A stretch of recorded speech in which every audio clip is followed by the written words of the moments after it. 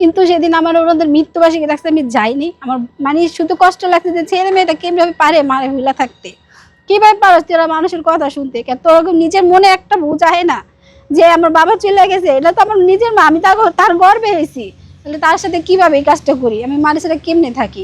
আমি তো কারোর সামনে আপনাদের কারোর কাছে কথা বলতে চাইনি, কারণ আজকে যদি না বলি সবাই তো জানে যে আমি ভুল ভাবতেছি, যে আমি ওদের টাকা পয়সা চাইছি, এটা চাইছি, তাহলে না বললে তোকে বুঝবো না। আসলে ওর সাথে আমার ঝামেলা হইতে পারিবে, যে ও একটু নেশা পানি করতো, তখন একটু খারাপ খারাপ কথা বলতো, আমার গায়ে হাত তুলতো, ঠিক আছে, এই কারণে ঝামেলা হওয়ার জন্য আমাদের মধ্যে ডিভোর্স। ও আমার ডিভোর্স দিচ্ছে, আমি তো সাইনও করিনি।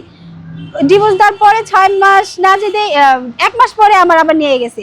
এই বাসায় এসে যে হাঙ্গামাও করছে, মানে আমার ভাই মার সাথে মানে একবারে মারামারি হয়েছে পর্যন্ত। তা আমি তো এইসব কারোর কাছে বলি নাই, যে আমি বলিনি কিসের জন্য, যে আমার স্বামী আমার সন্তান, হ্যাঁ ছায়া হয়ে যে একটা কাগজের সম্পর্ক ছিল, কিন্তু মনের সম্পর্ক তো কোনোদিন ওনার সাথে আমার যায়নি। কারণ আজকে প্রায় 20 বছর হয়ে গেছে আমাদের বিবাহ। হ্যাঁ, তো আমার 2টা ছেলে মেয়ে, একটা ছেলের বয়স 12, মেয়ে 15 বছর। এই বয়সে কি কেউ চলে আসতে চায় ছেলে মেয়ে ফেলায়া? এটা কি কোনো মানুষ বুঝবো? কোনো মা যে সন্তানের গর্ভে নিছে সে কোনোদিন লোভী হইতে পারে নিজের সন্তানের জন্য?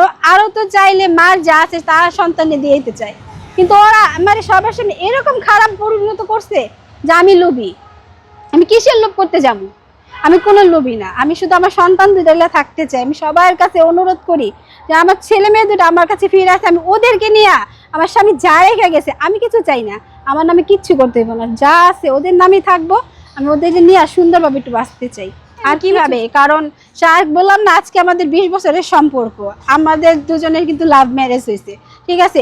এই থেকে মানে যত ঝামেলা হয়েছে যাইছে, কিন্তু কোনোদিন হয়তো 6 মাস বেশি দুজন কোনোদিন আলাদা থাকিনি। আর একটা মেয়ে যখন একটা স্বামীর সাথে ঝগড়াঝাটি যাই হয়, তখন কিন্তু বাবার বাসায় চলে আসে, অন্য কোথাও যায় না, হয়তো স্বামীর বাড়ি আর বাপের বাড়ি, এই তো, তাছাড়া তার কোনোদিন চলে যায়নি। আর আমার ছেলে মেয়ে 2টা কত বড় হয়ে গেছে, আমি যদি ওরা কষ্টই দিতাম বা আমার নিজের সুখ চাইতাম, তাহলে তুমি অনেক আগে সেটলে যেতে পারতাম না। কিন্তু ছেলে মেয়ের চিন্তা করা, সংসারের মায়া পড়া ওদের খান রয়েছি।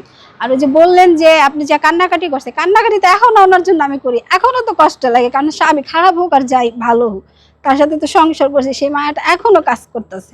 তো এটাই তো সবচেয়ে বড় কষ্টের কথা, যে কেমন সন্তান আমি গর্বে নিছি না, ওরা আমার গর্বে হয়ে ওরা যে নিজে মানে স্বীকার করতেছে যে কেমন ছেলে মেয়ে, ঠিক আছে, এটাই বড় কষ্টের কথা। আমি শুধু কাছে ওদের কাছে কই, আল্লাহর কাছে, আল্লাহ তুমি তো সব দেখছো আমি কি করছি না করছি, এরকম কোনো কাজ আমি করি নাই যে আমার ছেলে মেয়ে আমার ঘৃণা করতে পারি।